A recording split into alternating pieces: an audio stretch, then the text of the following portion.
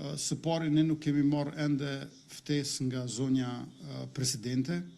natyrisht që do të konsultohemi me të, e dim që për herën e dytë, eventualisht, është në diskrecionin e saj çështja e mandatarit për formimin e qeverisë. Nga ajo çfarë dëgjuam dje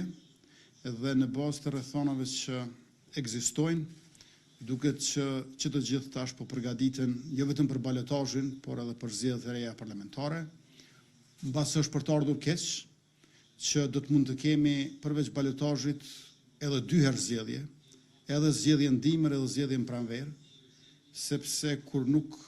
arritëm t'i bëjmë 61 deputet për një qeveri të re, atëherë është vështirë imagjinueshme që do të mund t'i bëjmë kollaj 80 deputet në pranverën e vitit arshëm, dhe i kemi vetëm 4 muaj drejt zgjedhja e presidentit apo presidentes, pra afatet kohore po ikin me shpejtësi dhe është për të ardhur keq se përveç balotazhit do të mund të kemi edhe 2 herë zgjedhje, kemi mundur së paku këto zgjedhje të dhjetorit t'i evitojmë e t'i kemi eventualisht vetëm ato në pranverë. Por, le të presim tash, janë 10 ditë afat për zonjën presidente, për rrugën përpara, e cila në bazë të gjitha fakteve, shenjave, është veç sa jo e zgjedhjeve të reja. Unë e thash edhe në ekspozen time dje, që një vend pa buxhet është një vend i cili nuk mund të ecë përpara.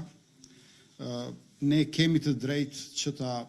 propozojmë buxhetin për vitin 2026 në Kuvendin e Republikës,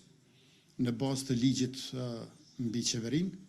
Mirë po, në të njëjtën kohë do të na duhet të bëjmë shumë konsultime me juristët në mënyrë që të shohim se si është rruga përpara, meqense fakti që qeveria miraton një propozim buxhet për vitin 2026, kjo nuk do të thotë që puna ka mbaruar, por vetëm sa ka filluar. Nuk janë ende komisionet parlamentare në Kuvend të Republikës, dhe gjithashtu cili do të ishte ai buxhet i cili do ta kishte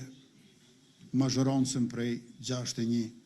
deputetëve, sepse në 2 lexime do t'i duhet edhe buxhetit që të kalojë në Kuvend, në të cilën siç e pam dje, qeveria, kabineti i ekzekutivit që propozova unë i mori 56 vota. Pra ka shumë të panjohura për rrugën përpara dhe dita e djeshme i ka shtuar ato.